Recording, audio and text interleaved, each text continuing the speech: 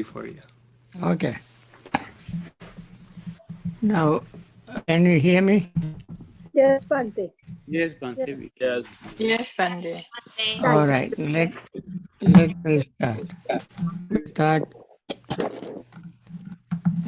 Today I want to continue where I stopped 2 days ago. I was talking about various things, including food, four kind of food, and sometimes question can arise in people's minds regarding how did the Buddha, Arahant, enlightened persons deal with food. Do they taste food? I said when we consume all kind of food, four types of food, Kabalinkahara, Phasa, Mano Sanchetanahara, Vijnanahara. That means food we consume, solid food, drink, and so forth. And then contact, then thought, and consciousness. These are the four types of food. And people can ask, how about the Arahant or the Buddha? Do they enjoy food, material food, uh, contact, volitional formations, and consciousness? These are the four types of food. Do they enjoy this food or do they feel the taste? Yes, since they have healthy body, their taste buds live, and they have consciousness. They taste food, but what don't have it is we all have in common is not only tasting, but we are desiring, entertaining, enjoying food. The regarding the Buddhas and Arhats, it said rasa patisangvedi tathagato na rasa pragasangvedi. The Buddhas know the taste, but they don't have the greed for food, a desire for food. They use just like medicine to maintain this body, to continue it until it comes to an end. Similarly, contact don't have a special attachment, clinging to contact with the pleasant feeling, particularly pleasant contact. Pleasant contact gives rise to pleasant feeling and so on. They don't have a desire for pleasant feeling, nor do they have resentment for unpleasant feeling or confusion regarding neutral feeling. That comes from the contact. Then the third is volition. They have will to talk, will to explain Dhamma, will to give instructions, will to meditate, but they don't have a desire for any kind of thought that arises in their mind. Nor did they have a resentment or confusion regarding their thought.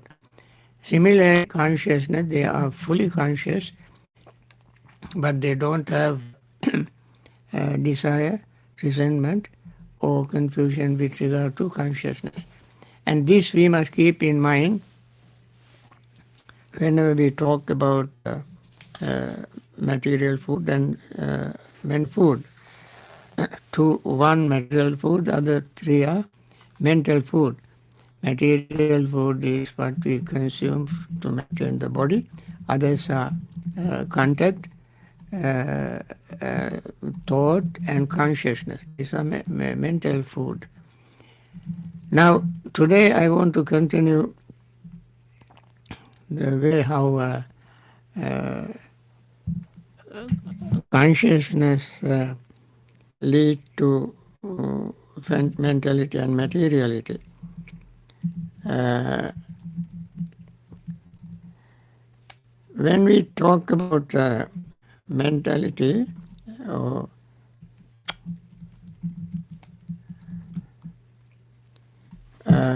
and one material, what you call the Salayatana. Salayatana means six sense bases. Remember the word, the bases. Six sense bases. They are eyes, ears, nose, tongue, body, and mind. These are sense bases. And we must also remember the dependent origination formula. When the consciousness arises, that consciousness arises through, there are six kinds of consciousness basically: eye consciousness, ear consciousness, nose consciousness, tongue consciousness, body consciousness, and mind consciousness. So as soon as the consciousness arises, the base of eye, ear, nose, tongue, body, and mind arise at the same time. In the dependent origination, we say, when this arises, this arises. Never say when this arises, that arises. That is not the way it happens in according to dependent origination. Because two things happen almost simultaneously.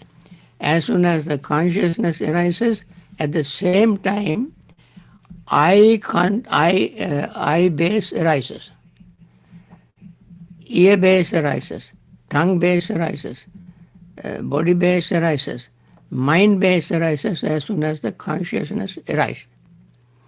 And that is how, depending on consciousness, sixfold base arise. They are not arising one after the other. Now, when the sixfold base sixfold base doesn't operate, they don't function without consciousness. Consciousness must be there. And consciousness arises together with the sixfold sense bases. Because consciousness arises from sixfold bases, and sixfold base arises from consciousness.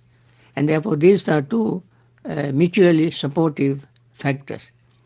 Now friends, this is all I can say this morning, and I will continue this after our meditation. So let us begin our meditation right now.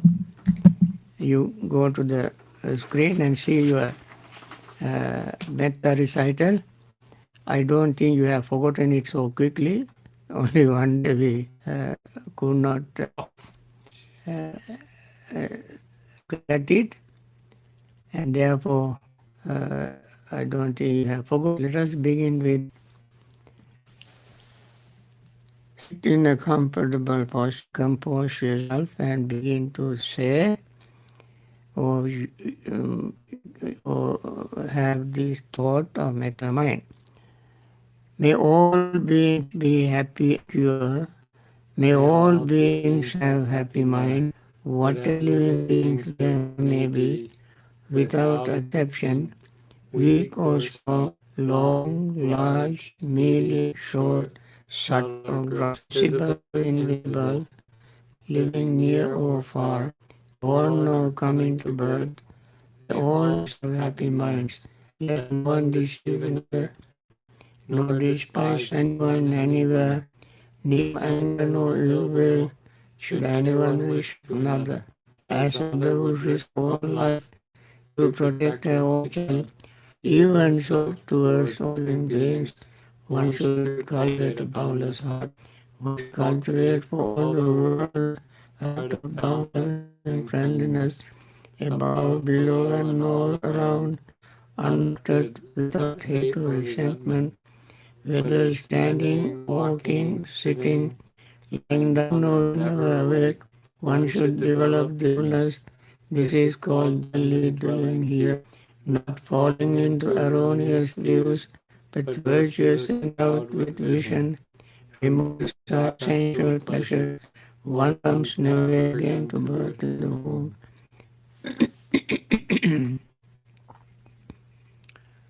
With this wonderful thought, Friends, let us continue our practice. And we want to wish during this practice all those who are in pain and suffering from this virus be relieved from suffering, and those who are suffering by losing their friends and relatives be free from that grief and return to normal life. And may all those who are support them to recover in various ways, physically, psychologically, and using medicine, doctors, nurses, and their supporters, and all those who facilitate their service be free from pain and suffering, and those who help them financially, spiritually, and doing prayers and all these things they do, and they all be free from pain and suffering. They all enjoy peace and happiness, live long in very good health. Now let us continue our practice of mindfulness. Now pay total attention to breathing as you breathe in and out. Notice the breath touching the rims of your nostrils, expanding your lung area, expanding your abdominal area. As you breathe out, notice contracting your lower and chest area, and then leaving the breath your nostrils. And then you notice the pause between inhaling and exhaling. And then you also can notice, without using any word or concept, the pure experience of feeling that arises to breathe in, perception, volition, consciousness. All this arise along with the arising of, and they all disappear along with the disappearance of exhaling. And this happens every time we breathe in and out.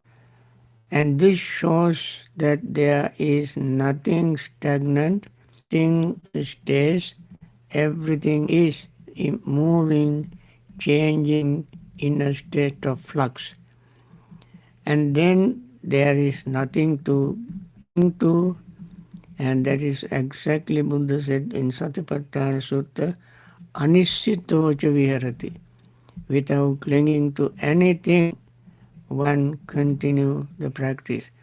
When we don't cling to anything, the thought of generosity takes root in our mind. Generosity is simply letting go of our clinging. And then that gives rise to another mental state, our resentment, anger, whatever is there also will leave, and then that place will be taken by our metta practice. This is where we see metta. As soon as resentment or anger leaves mind, metta takes its place. And then compassion arises, knowing that there are so many suffering beings, our heart melts, and compassion arises. When we see these steps, joy arises in our mind, happiness arises, and concentration arises. When we gain concentration, we can reflect back to see how things change very quickly, even the subtlest things in our mind and body. So knowing this, we become even more insightful, wise to understand that there is no one particular thing in us that does not change. Everything is changing. There is no anything, nothing remaining the same. And therefore, this knowledge, this awareness shows how fleeting our life is, how quickly life is changing. This happens only when we pay total attention with concentration to our experiences. And this is the real dependent origination, experiencing all this as they happen and as they disappear, we experience that. So with this, I let you all continue in practice in silence, and then we see later on.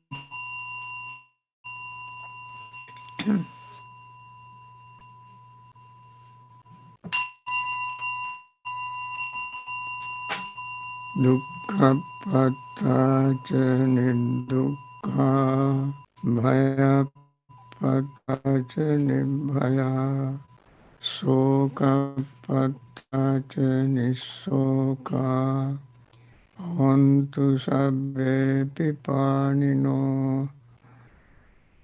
May the suffering be free from suffering. May the fear struck be free from fear. May the grieving be free from grief. So too may all beings be.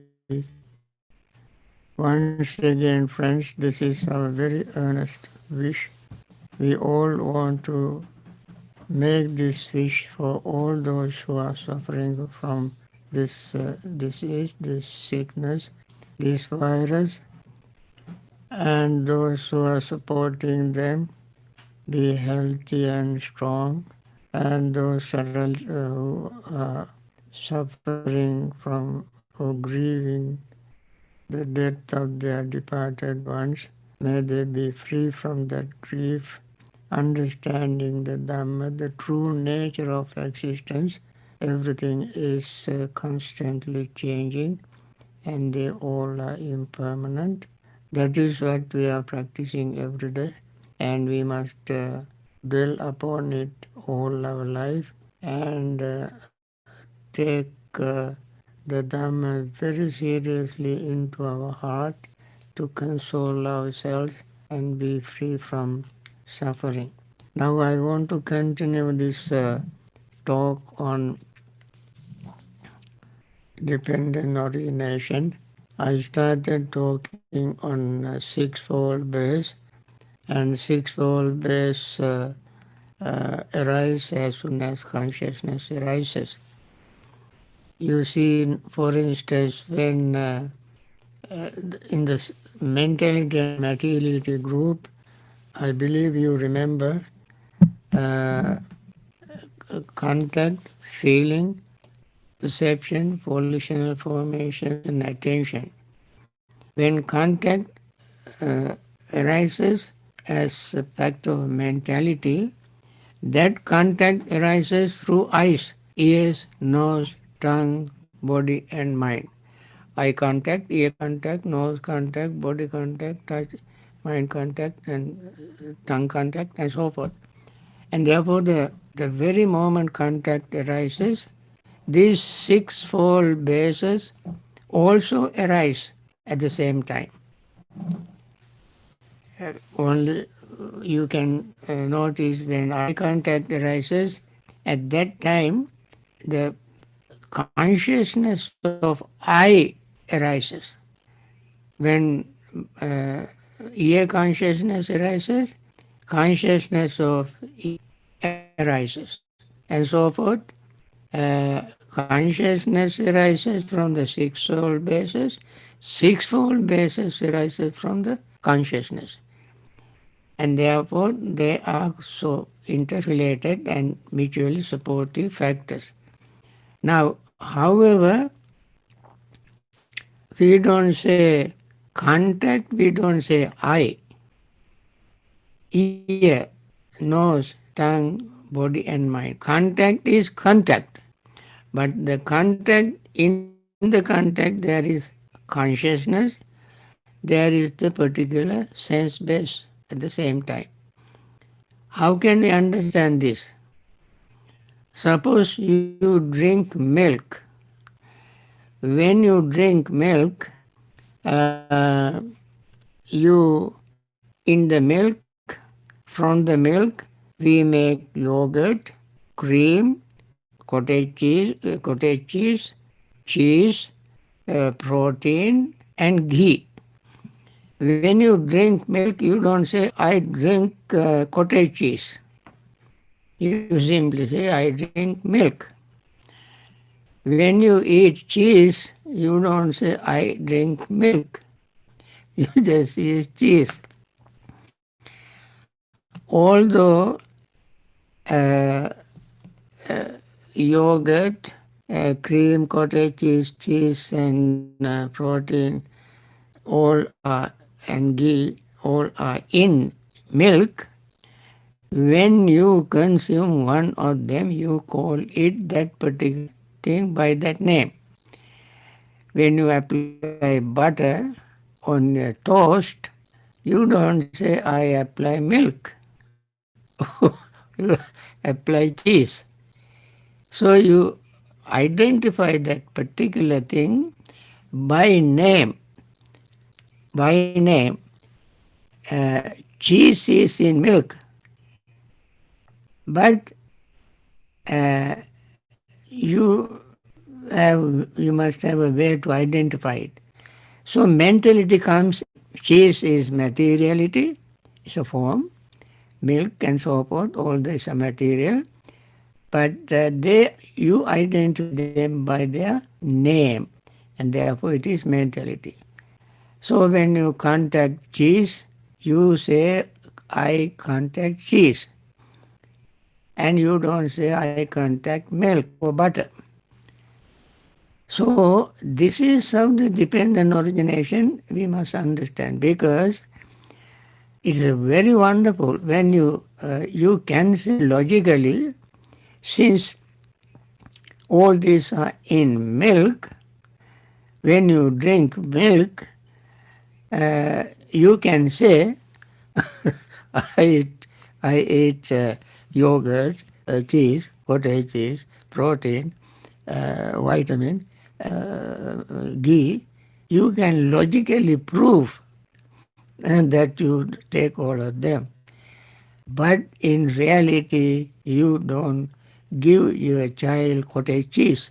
You give your child milk. When you take whey protein, you don't say, I take milk.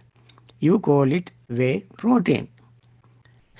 So you can see the connection between the mentality and materiality. When I say materiality is a form of elements, earth, air, water, fire. Although there are 118 elements in physics, these are different area. But we know all of them come from the same material elements. Earth, air, water, fire, and so forth, all of them come. But we don't go into those 118 kind of physical names.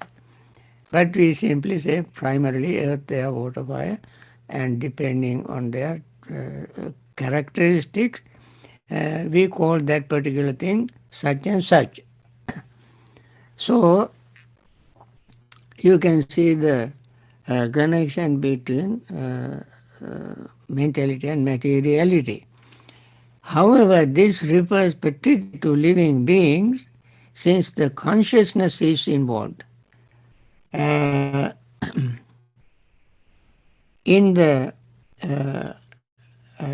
Salayatana Vibhanga Sutta in Madhyama Nikaya, Buddha mentioned that from one kind of things, several other things arise. For instance, feeling.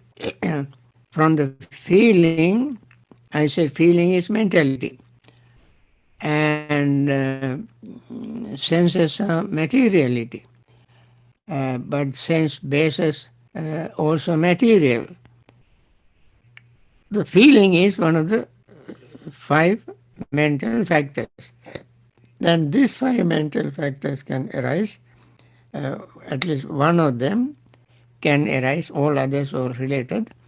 One like feeling from the form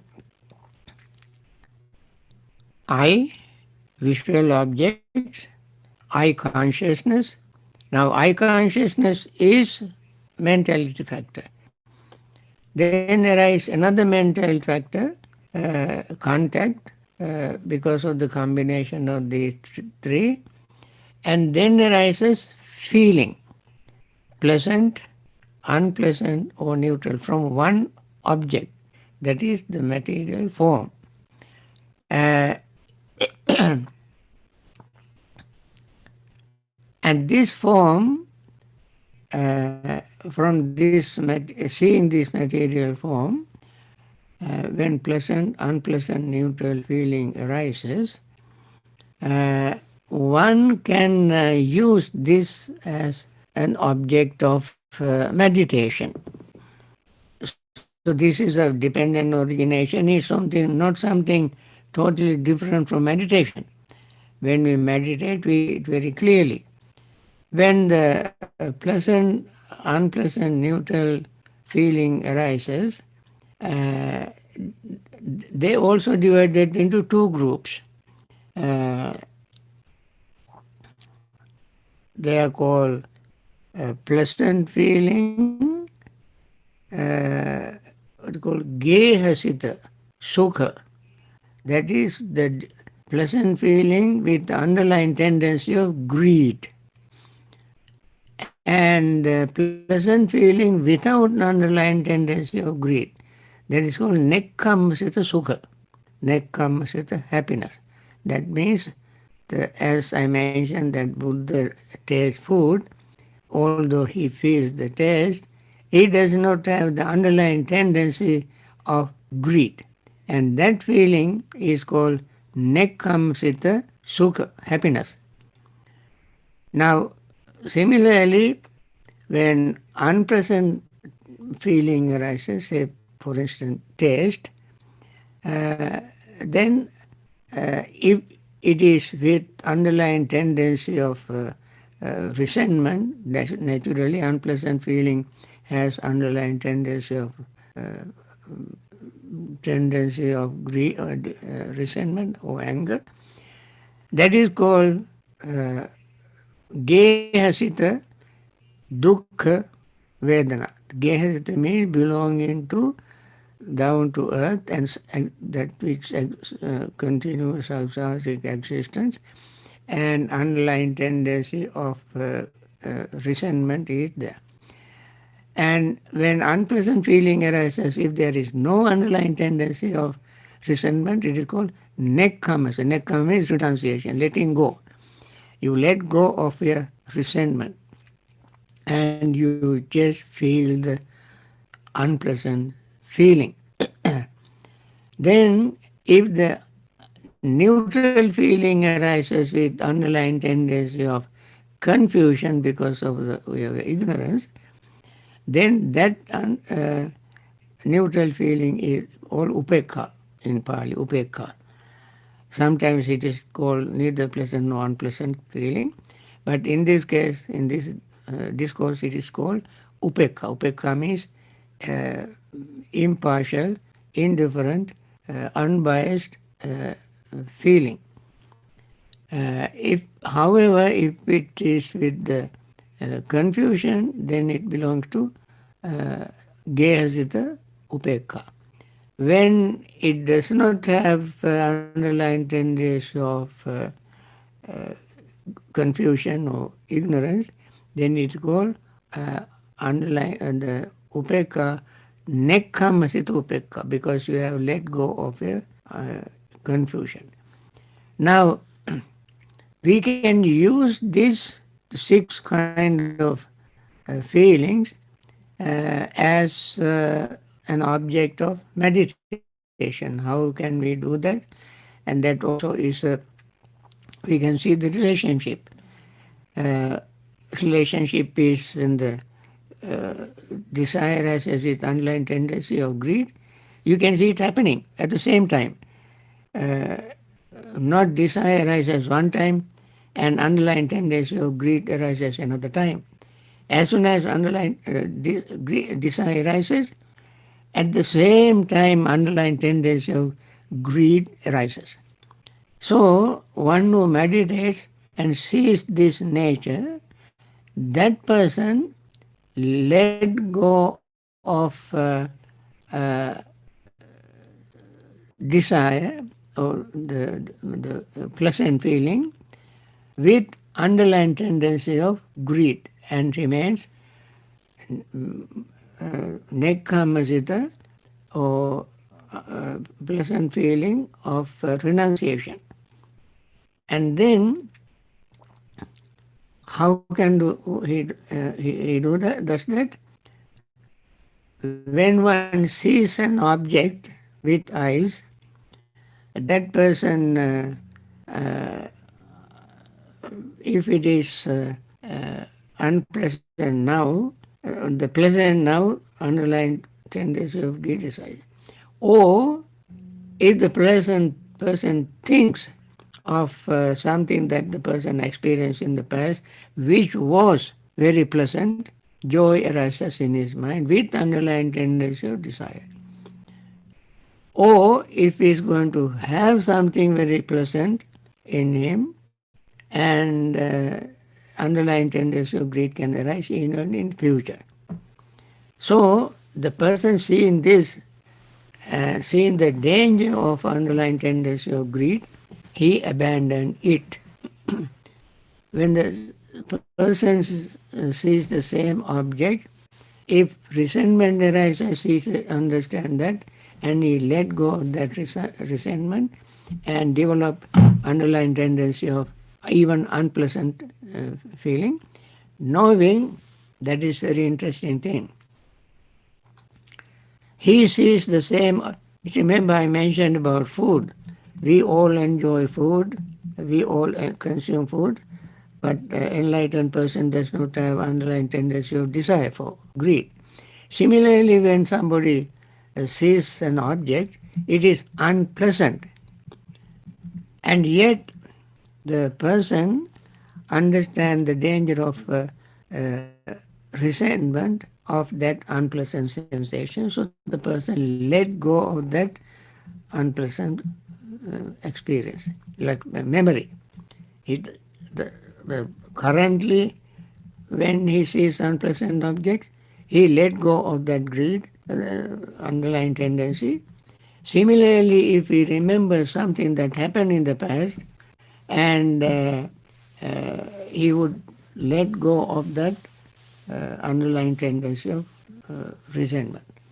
Now he has only uh, unpleasant sensation without underlying tendency of hatred or anger. Now what is left? Neutral feeling.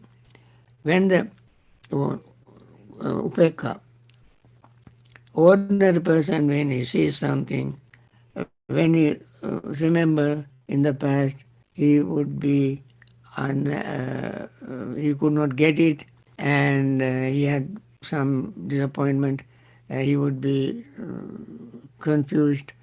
But the one who practices meditation sees that neutral feeling of upekha as some same object. He sees this object that I experienced in the past was impermanent.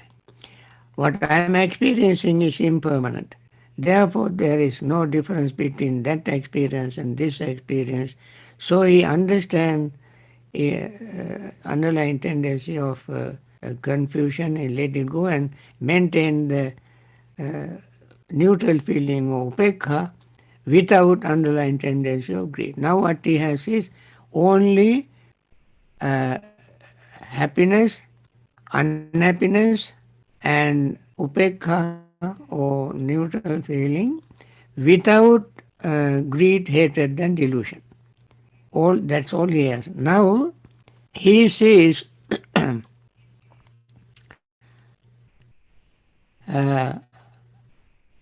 unpleasant. He overcomes unpleasant feeling by developing pleasant feeling. Pleasant feeling arises by seeing the same object that it is impermanent, it was impermanent, and there is nothing different, and therefore I don't have to worry about anything, things are impermanent. So he sees, now he has only pleasant feeling without suffering or dukkha. Then he overcomes pleasant feeling using upekha, because upekha is finer than the pleasant feeling. Upekha means balanced, equanimous state of mind. Then when he has upekha or equanimous feeling, he thinks this is supreme, this is wonderful, this is noble. This upekha or equanimous feeling is much superior to all other feelings. And this equanimous feeling also have two sides. One is equanimous feeling arising from numerous objects, and the other is equanimous feeling arising from single object. That's called Nanatasita Upekha, Ekatasita Upekha. Nanatasita Upekha or equanimity arising from various things means equanimity arises eyes, ears, nose, tongue, body and mind. Equanimity feeling arises from one object is seeing equanimity in the practicing of jhana, concentration, meditation. When jhana arises, especially fourth jhana onward, uh, the feeling that person has is equanimous feeling, equanimity. Then he knows even the equanimity has two sides. He let go of this equanimity arising from various objects and develop this one single object equanimity. Equanimity arising from one single thing, that is uh, in the immaterial jhanas. Immaterial jhana. They also are called bases. I talk about it later on. We are talking about six sense bases. Now, this base is equanimity arising from the concentrated state of mind, where equanimity is purified according to the sutras. And then he sees that this equanimity, now single equanimity is, he has equanimity arising from single object, that is material jhanas. Then in that equanimity there can remain some degree of, slight degree of desire. That is called equanimity with tongue mayata. And that desire, very fine, very faint, subtle desire. And then he developed mindfulness of impermanence even more deeply, sharply, clearly than that slightest desire for that equanimity will fade away because that is impermanent. That is called atammayata. Tang maya means that is made of myself. Like we call Ram Maya, Riddhi Maya in Sinhalese and Pali, Suvarna Maya, Rajat Maya. Maya means mine or belongs to me. That conceit or desire is there. That also will completely vanish from his mind, and that equanimity Buddha called atammayata. That is the attainment of supreme attainment called arahata phala, enlightened arahant's state of fruition or state of arahant phala. Among four stages, sotapanna, sakadagam, anagam, arahanta magga, arahanta phala. He attains arahanta phala.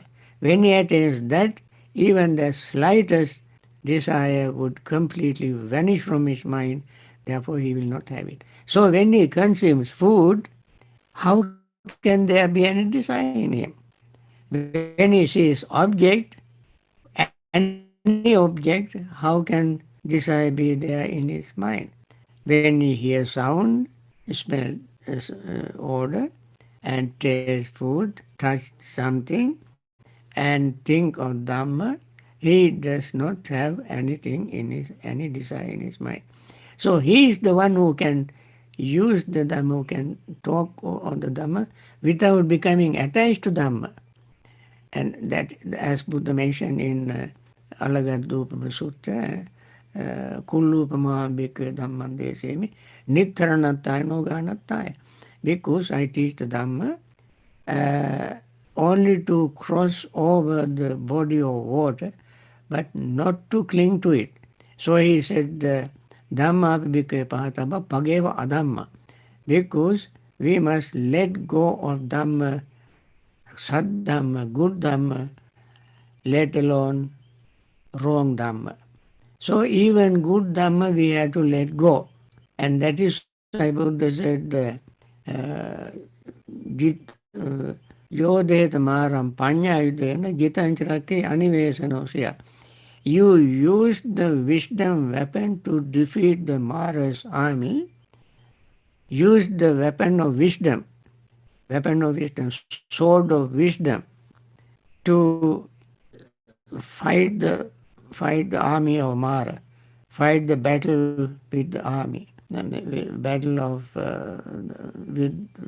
battle with the armies, what you call Mara's army. Fight that using wisdom weapon, not any physical weapon, wisdom weapon. And then jitancharakke anivesanosya. When you won the battle, don't hang on to your winning. Don't to cling to your winning. If you cling to your winning, cling to what you have won, you have not won. Because clinging is there.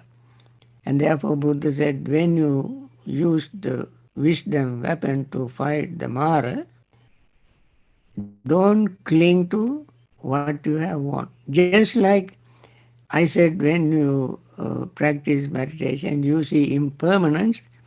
When you see impermanence, how can you hold on to impermanence?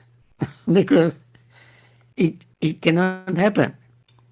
Impermanence is impermanence. So use the wisdom to accept wisdom, impermanence, exactly as it is, and let it go.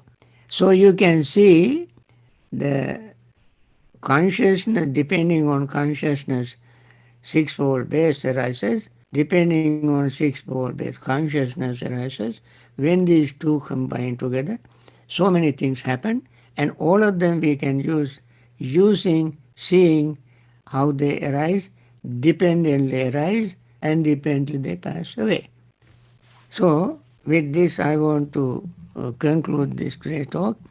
But the talk on this subject is not finished.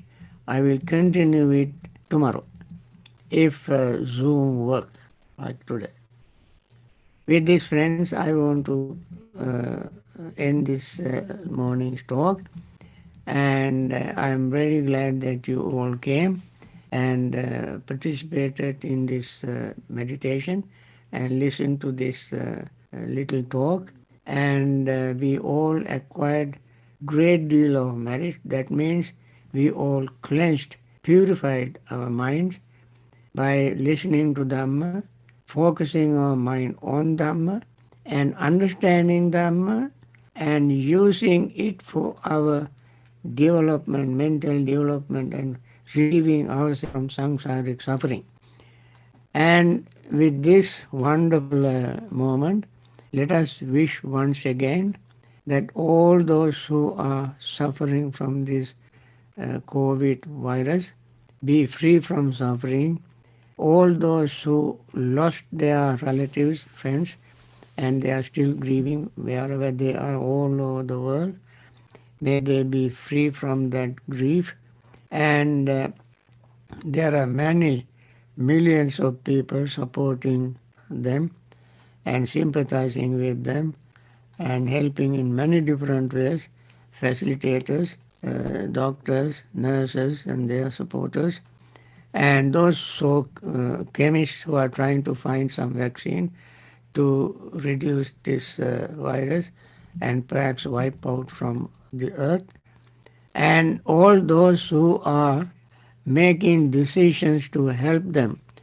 May they have wisdom, compassion, living friendliness, understanding, and courage to forget all the differences and make a very wise, compassionate decisions to help all those who are suffering, including ourselves.